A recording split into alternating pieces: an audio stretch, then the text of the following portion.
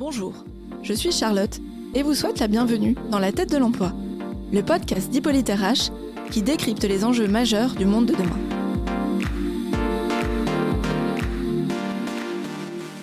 De plus en plus d'entreprises à travers le monde déplorent l'incapacité à trouver les talents dont elles ont besoin. Le marché du travail se durcit, les recruteurs doivent faire preuve d'imagination pour attirer leurs futurs talents. Alors ils emploient de nouvelles méthodes et font usage de nouveaux outils numériques. Ces professionnels du recrutement considèrent le recours à ces nouvelles technologies comme une réelle opportunité en ce qu'ils permettent une plus large diffusion et une meilleure accessibilité de l'offre et de la demande. Cependant, avec l'évolution de ces pratiques, se pose la question de la frontière entre vie pro et vie perso, celle de la maîtrise des informations personnelles et l'usage de ces données. C'est pourquoi, avec la team d'Hippolyte RH, nous avons pensé qu'il était intéressant de faire ensemble le point sur ces principes juridiques qui encadrent ces nouvelles méthodes de recrutement. Pour nous éclairer sur ce point, je suis heureuse d'accueillir aujourd'hui Pierre-David Vignol. Bonjour Pierre-David. Bonjour. Merci d'avoir accepté notre invitation. Avec plaisir. Pierre-David, vous êtes avocat pour les cabinets Le Chemin Moderne, situé à Amiens et à Versailles. Vous êtes spécialisé dans le droit des nouvelles technologies, le droit du numérique et de la propriété intellectuelle, mais aussi le droit des sociétés et droit social liés aux questions du numérique. Alors Pierre-David, moi il y a une question que je me pose, que je pose souvent au début à mes invités, c'est qu'est-ce qui vous anime au quotidien ? J'aimerais savoir en fait, en ce qui vous concerne, pourquoi vous avez choisi le droit du numérique ? Alors, moi j'ai un passé très important en matière de données personnelles, d'innovation. J'ai toujours, depuis mes études, j'ai travaillé dans la propriété intellectuelle, dans les données personnelles et dans l'innovation. Et je pense que l'innovation, c'est le moteur de l'économie. C'est ça qui nous fait fonctionner. Et même dans le droit, ça nous pousse à réfléchir et à changer notre vision des choses, parce que le droit n'est pas quelque chose de figé, il change tous les jours. Et s'il change, c'est grâce aux innovations et aux acteurs de l'économie. D'accord. Donc du coup, on va parler de ce droit du numérique, enfin on va y faire référence. Pierre-David, en France, les candidats à l'emploi disposent de droits qui les protègent entre autres des discriminations, mais aussi contre l'usage non consenti de leurs données personnelles. La question qu'on se pose, c'est quels sont les risques qu'encourent les recruteurs s'ils ne respectent pas ces droits ? Alors, ce qu'il faut savoir sur la protection des données personnelles des candidats au recrutement, c'est que, bien sûr, il y a le règlement général sur la protection des données qui intervient, mais bien avant cela, on a quand même le Code du travail c'est avant tout le Code du travail qui protège les salariés. Et j'oserais dire que ce qu'on connaît dans le règlement, dans le RGPD, n'est que quelque part la retranscription de ce qu'on a dans le Code du travail. Et effectivement, il y a deux grands principes en matière de recrutement. Le premier, c'est le libre choix par l'employeur de ses collaborateurs, qui n'est que le corollaire de la liberté d'entreprendre. On a le choix de choisir ses collaborateurs. Et puis le respect des libertés et des droits fondamentaux dus aux salariés. Et c'est vrai que dans ce cadre, il faut se prémunir contre toutes les discriminations qui peuvent intervenir. Donc les principales sanctions dans ce cadre, les discriminations qui sont liées à l'âge, au sexe, à l'état de santé, par exemple aux opinions religieuses, aux opinions politiques, eh bien, sont sanctionnées pénalement. Elles sont sanctionnées pénalement de 3 ans d'emprisonnement et de 45 000 € d'amende. Ah oui. Et puis après, le non-respect du RGPD entraîne des sanctions administratives qui peuvent être infligées par la CNIL, qui peuvent aller de 2 à 4% du chiffre d'affaires mondial consolidé, sachant que avec le RGPD, on a quand même des dispositions qui sont très fortes, puisque lorsque l'on est dans un contexte international européen, tout du moins, on peut avoir des actions coordonnées des différentes CNIL européennes pour avoir des poursuites qui soient coordonnées. Et puis, il y a un point important, c'est que, évidemment, que dès lors qu'on est hors de l'Union européenne, on peut aussi avoir une application du RGPD, puisqu'on peut stocker des données dans d'autres pays, comme les États-Unis. Et la force du RGPD, c'est d'instaurer cette possibilité de ce qu'on appelle l'extraterritorialité du RGPD, d'aller chercher des opérateurs pour les sanctionner sur leur pays, là où ils stockent les données. D'accord. Ok. Donc là, vous avez parlé de l'Union européenne, mais à l'étranger, qu'en est-il des sanctions Est-ce qu'il y a des disparités entre les pays? Par exemple, je pense à l'Europe, mais aussi aux pays du Maghreb. Est-ce qu'il y a des disparités concernant les discriminations ou est-ce que c'est sensiblement la même chose qu'en France? Alors, il y a beaucoup de disparités, puisque les législations restent des législations locales. Et en matière de protection des données, par exemple, les pays du Maghreb ont une législation propre sur la protection des données, ont une autorité indépendante aussi pour la protection des données, comme si on pense à l'Algérie ou même au Maroc. Effectivement, il y a un cadre légal. Toutefois, il est quand même sensiblement différent parce qu'on ne peut pas... aujourd'hui, les pays du Maghreb ne sont pas reconnus comme étant adéquates vis-à-vis de la législation européenne. Ça signifie que le cadre de traitement des données dans ces pays n'est pas équivalent et en tout cas n'est pas suffisant au regard des règles européennes. D'accord. Alors du coup, Pierre-David, moi il y avait une chose qui m'a étonnée, c'est que le premier critère de discrimination en entreprise, c'est l'âge. Alors que pour moi, j'étais complètement convaincue que c'était le sexe ou l'origine ethnique.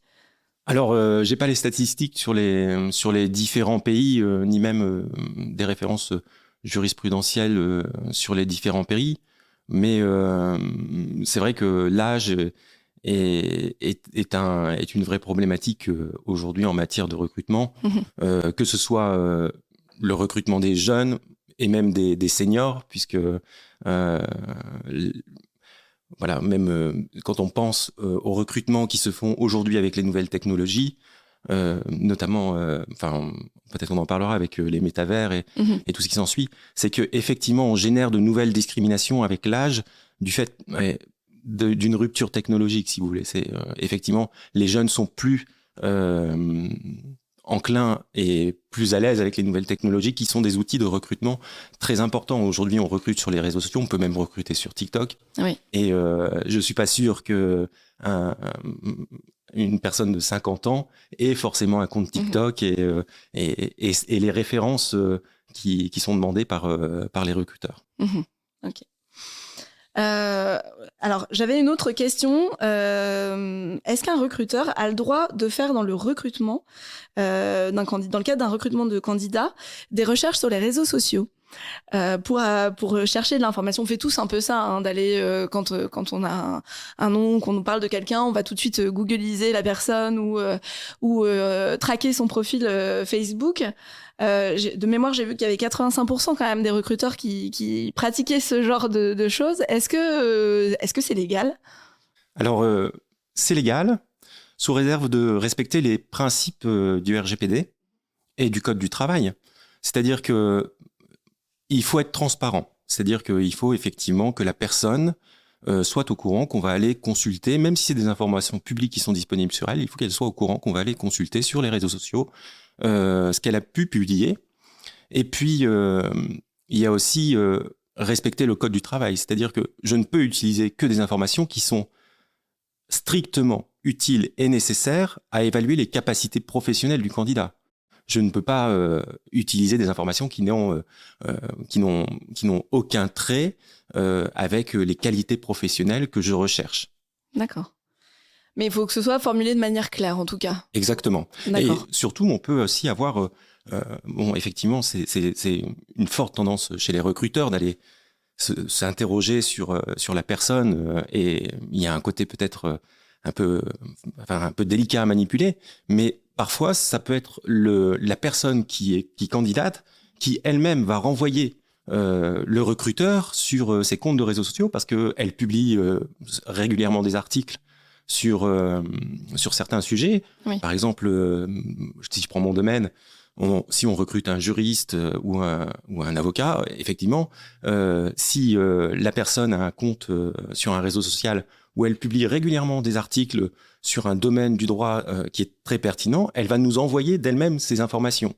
Donc, effectivement, il faut lui dire que ça va rentrer en ligne de compte dans le recrutement, puisque c'est strictement attaché à ses qualités professionnelles. D'accord, ok. Donc aujourd'hui, on est sur des process de recrutement numérique. On a parlé tout à l'heure des données personnelles, le fameux RGPD.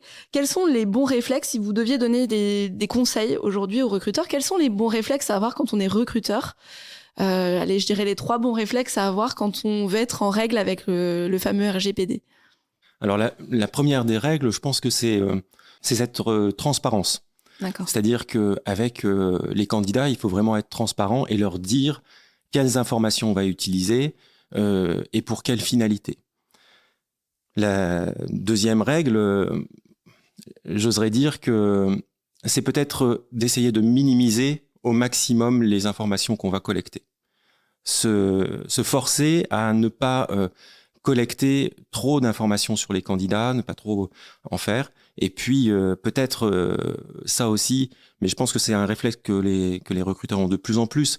C'est-à-dire qu'à un certain moment, il faut savoir supprimer les informations parce que de toute façon, elles deviennent très vite obsolètes. Et c'est vrai que la législation aujourd'hui nous empêche de garder des informations sur des candidats au-delà d'une certaine durée. La CNIL préconise 2 ans, mais on s'aperçoit qu'en réalité, les recruteurs ont bien conscience qu'au bout de 6 mois, un CV ne veut plus nécessairement dire quelque chose, que beaucoup de choses ont pu se passer. Oui. Tout à l'heure, on évoquait la démocratisation de ces nouvelles méthodes de recrutement, de l'usage des outils numériques. Si on s'arrête quelques instants maintenant sur l'IA, l'intelligence artificielle, aujourd'hui en RH, on a de l'IA un peu partout, des algorithmes partout. On s'en sert pour classer des CV, pour opérer des matchings candidats-recruteurs, pour analyser aussi le comportement des candidats. Avec l'usage de ces algorithmes, des discriminations peuvent apparaître par les biais cognitifs, par des mauvaises collectes d'informations. Est-ce que ces pratiques, l'usage de ces algorithmes, sont aujourd'hui encadrés par le législateur français ? Alors, elles sont pas. Il y a des règlements européens qui vont intervenir sur l'intelligence artificielle. Aujourd'hui, ce qui encadre, ça reste le code du travail et le RGPD. Et effectivement, comment dire, on a plusieurs niveaux d'intervention de l'intelligence artificielle. On peut avoir des mécanismes de tri, de scoring, avec des critères objectifs qui sont les diplômes ou l'expérience traditionnellement. On peut aussi comparer avec un profil type, établi à partir d'une base existence. Et là, c'est le risque d'avoir des profils stéréotypés. Et puis ensuite, il y a la possibilité de profiler les candidats à partir de caractéristiques plus personnelles, comme les soft skills. Et là, c'est vrai qu'on arrive dans des choses qui sont beaucoup plus difficiles à maîtriser, en tout cas d'un point de vue juridique, puisqu'il y a des biais cognitifs. Et à partir du moment où on parle de biais cognitifs, effectivement, il peut y avoir discrimination. Ok. Alors, l'autre sujet, c'est celui du profilage. Le profilage, c'est une méthode qui consiste aujourd'hui à analyser les données personnelles qui visent à déterminer si un candidat est conforme, on va dire, au poste à pourvoir. On a tous aujourd'hui une identité numérique, mais dans le cadre du recrutement, en quoi le profilage peut devenir discriminant ou menacer notre liberté ? Parce qu'aujourd'hui, on parle de ça quand même, de menaces... que notre liberté soit menacée. Alors, moi, je commençais par vous dire qu'il ne faut pas se voiler la face, que le recrutement, c'est par définition une méthode, un processus discriminatoire. Donc, ça consiste sur la base de critères déterminés de sélectionner un seul candidat parmi plusieurs. Et nous savons tous que les critères objectifs, comme je le disais, diplôme, expérience, sont insuffisants pour permettre de sélectionner un candidat aujourd'hui. Alors, quel que soit l'emploi, il y a toujours une part d'appréciation subjective, en bout de course, considérée comme une discrimination qui est peu acceptable. La prise en compte des soft skills tente de pallier cette difficulté en les objectivant. On essaye d'objectiver, et puis les candidats eux-mêmes, dans leur CV, tentent de se noter eux-mêmes. On voit des CV où en fait les soft skills, les candidats se notent.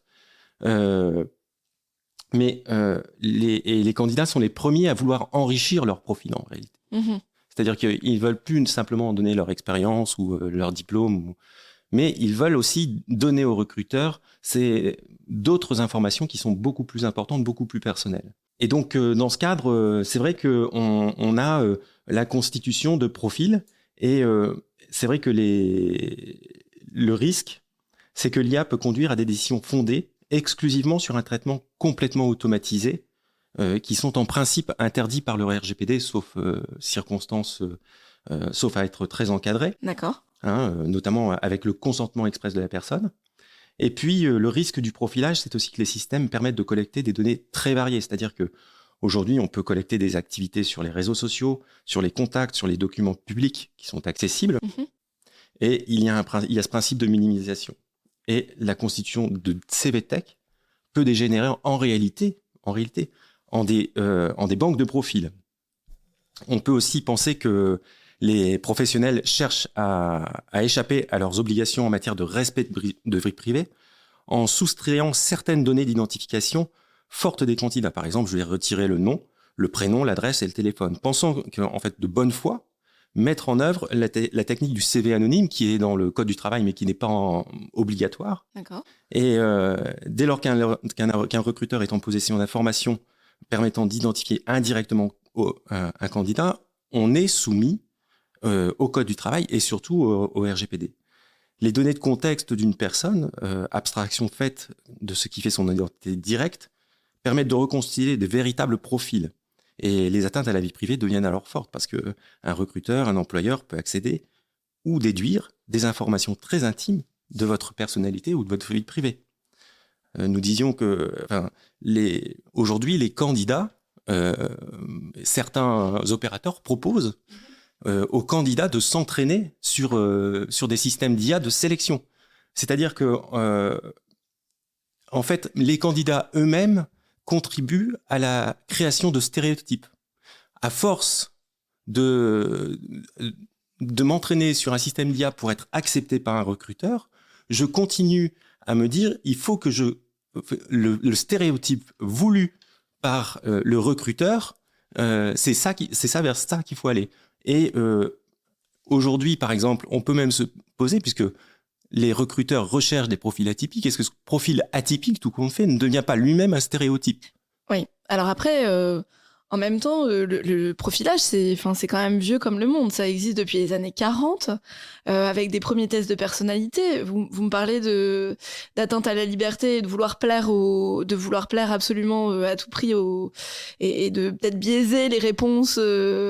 Mais c'était déjà le cas quand on faisait des tests de personnalité. On peut très bien aussi essayer de répondre dans le sens du recruteur pour avoir la quasi garantie d'obtenir l'emploi.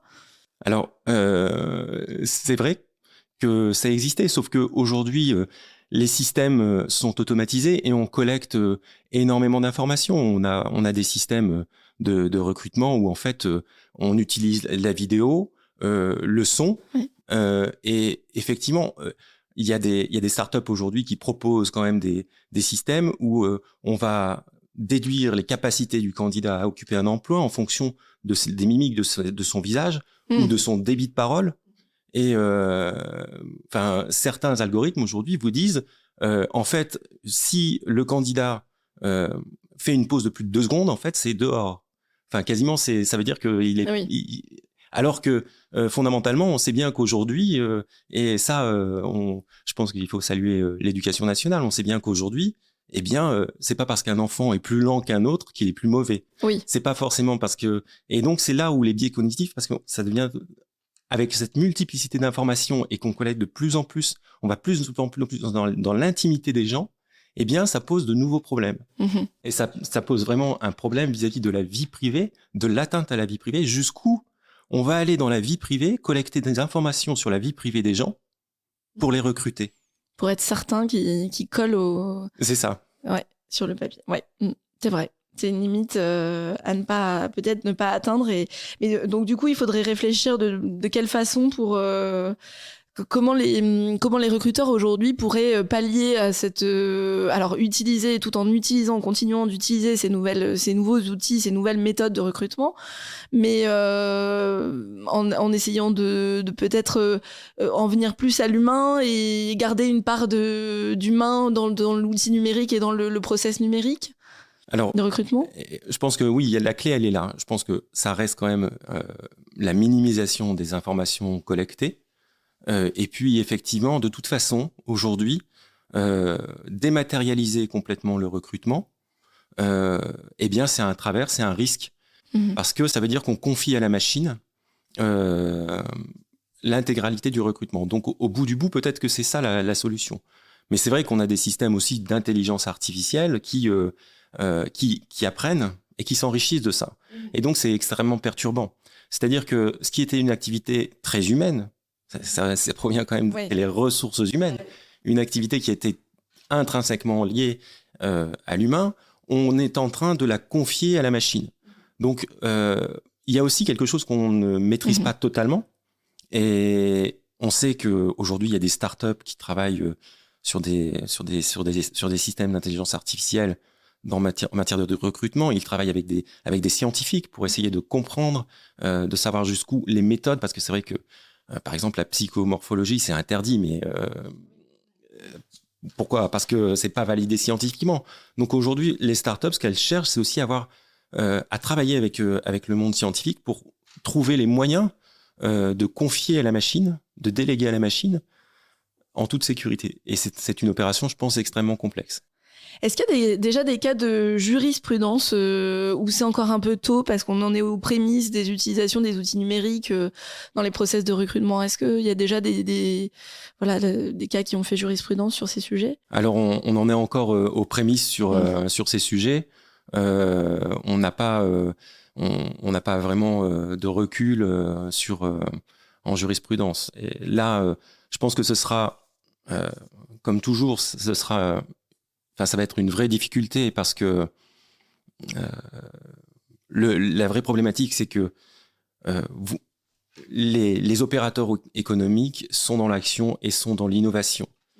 Et c'est vrai que lorsque les affaires de ce type vont arriver devant les tribunaux, il y a une crainte que moi j'ai, puisque c'est que effectivement c'est de faire comprendre aux magistrats la façon dont ces outils fonctionnent et la façon dont les opérateurs ont travaillé pour donner certaines garanties.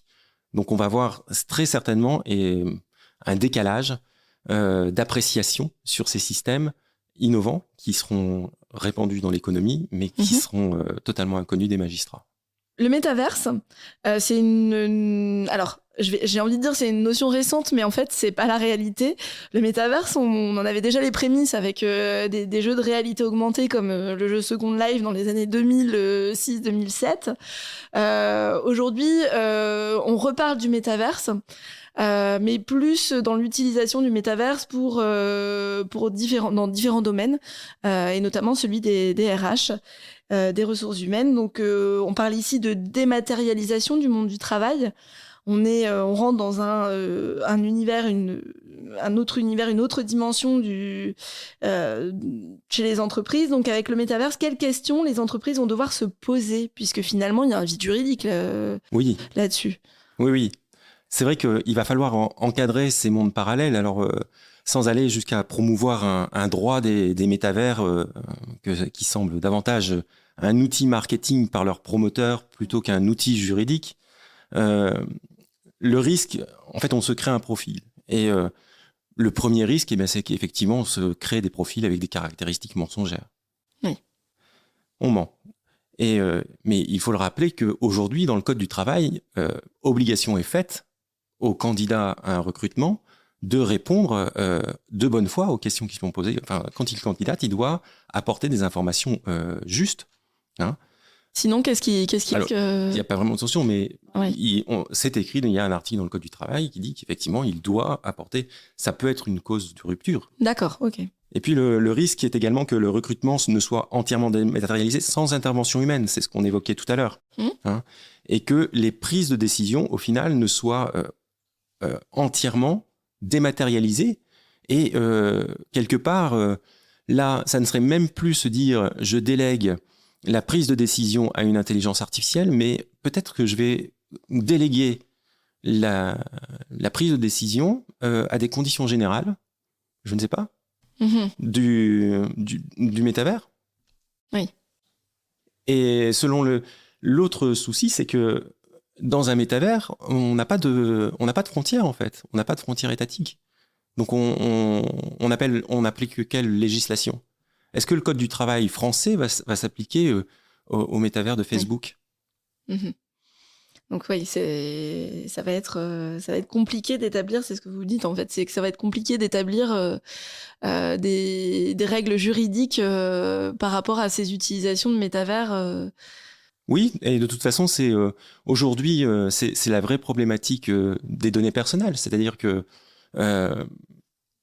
quand on a des données personnelles qui sont sur le net, ben, elles circulent.